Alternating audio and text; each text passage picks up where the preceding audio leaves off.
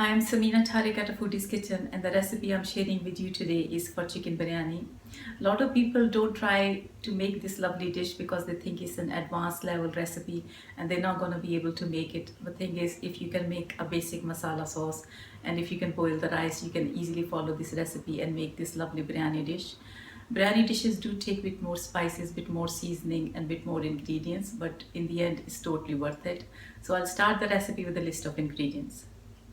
In the biryani ingredients, I have roughly 750 grams or 3 cups of basmati rice, which I'm going to rinse few times and let them soak for half an hour. I have 4 to 5 onions which have been peeled and sliced, 4 to 5 tomatoes which have been peeled and cut, roughly 1 kg chicken, 1 cup stirred yogurt, 1/3 cup of cooking oil, knob of butter, some ginger and garlic paste, garam masala, red chili powder, turmeric powder, salt, some whole spices. I'll show you what I've got in the whole spices. It's a bay leaf, some curry leaves, cinnamon stick, star anise, green cardamom, some cloves and cumin seeds. And I have some dried plums here. We start by heating the oil. At the moment I'm not adding any whole spices, I'm just going to add the onions to let them soften up a bit.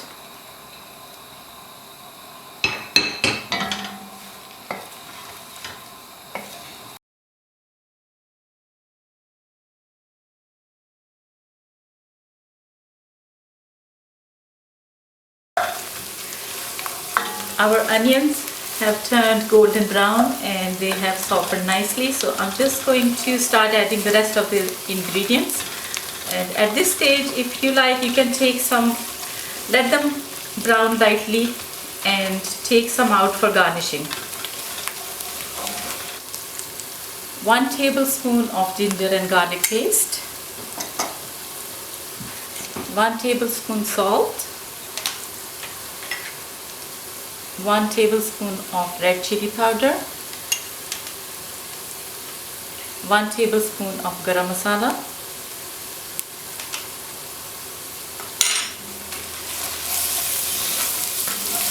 so we just need to cook these ingredients until they turn into sauce. And I'm just going to add the tomatoes to it.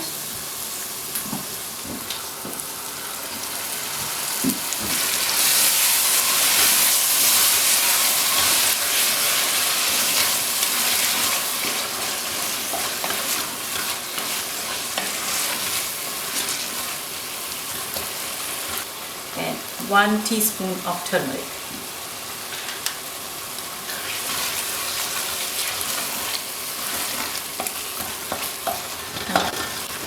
I have been stir frying this sauce for good 10 minutes by adding a tiny little dash of water when needed. And the oil is separating from the sauce and the ingredients, they combine together and they softened up. So I'm just going to add the chicken to it.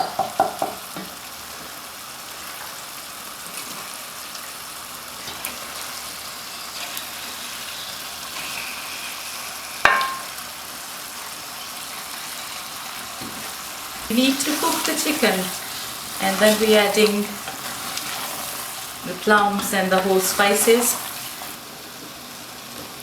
Our chicken is nearly cooked and I'm just going to add rest of the ingredients to it. At this stage, if you like, you can add the potatoes and allow them to cook before you can add any of the sour ingredients like the plums or the yogurt, because they stop the potatoes cooking. So I'm just adding the plums, whole spices, but I'm just keeping star anise just now.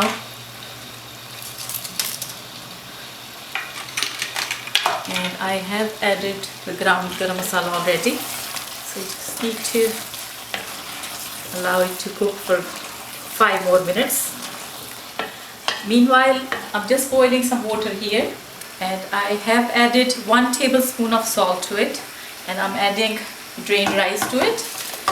Now we need the rice to be slightly undercooked for the biryani,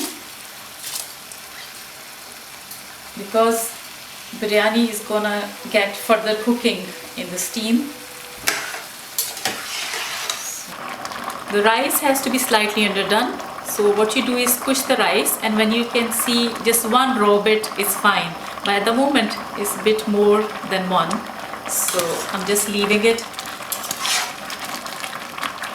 And after a minute, I'm going to drain the water. Before I can show you the garnishing ingredients, I'm just going to grease the pan for layering. You can just use a little butter. I'm using the butter paper to do it. I'm just going to mix the yogurt with the chicken and stir it in. In the garnishing ingredients, I have some herbs which are mint and coriander leaves, knob of butter, some boiled eggs, garam masala, and some yellow food color. So we start the layering. First I'm going to stir the chicken.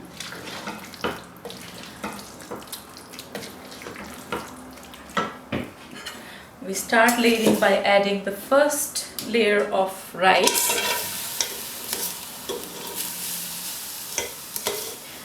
And like I normally do for my pilau and biryani dishes, I have heated a chapati griddle and kept the pan on it. I'm just going to start layering it. First layer of rice, then some chicken, and then I'm going to repeat the layers.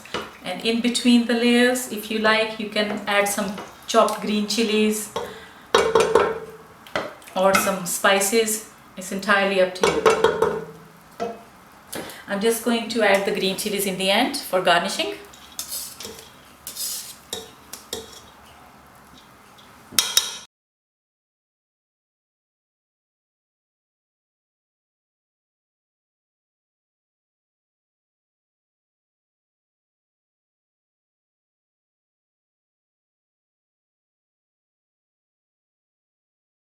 I'm going to make sure that all the sauce goes in. It is hugely important that your sauce is not watery. We need a lot of sauce, but it shouldn't be watery. If it is watery, it's going to ruin the rice because they're going to turn mushy with all the moisture. So I'm going to cover with the last layer.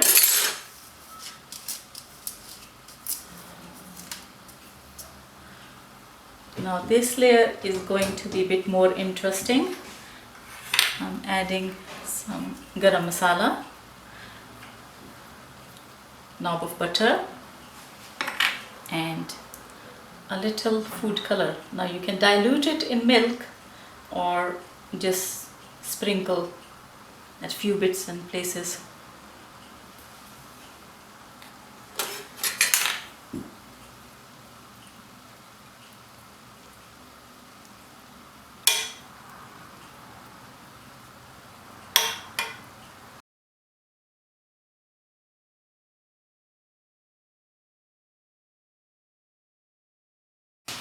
Just sealing the pot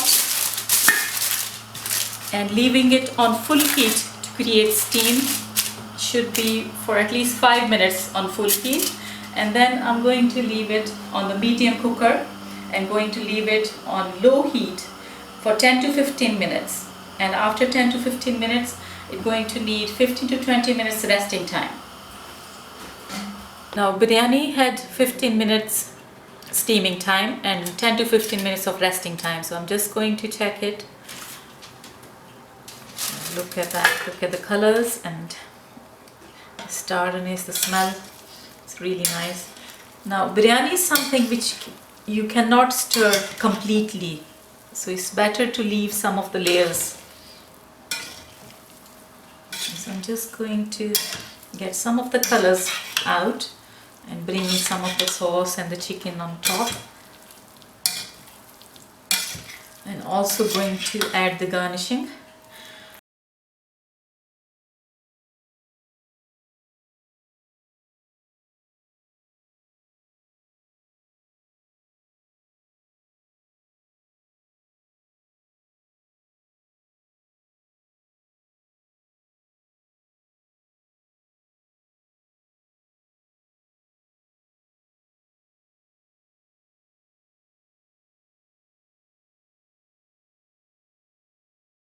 Be ready to serve.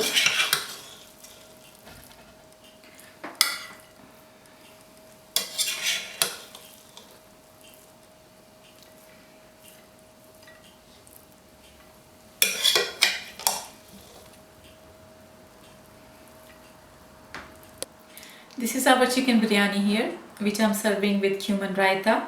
It's really nice with plain yogurt, with shami kebab and with curries.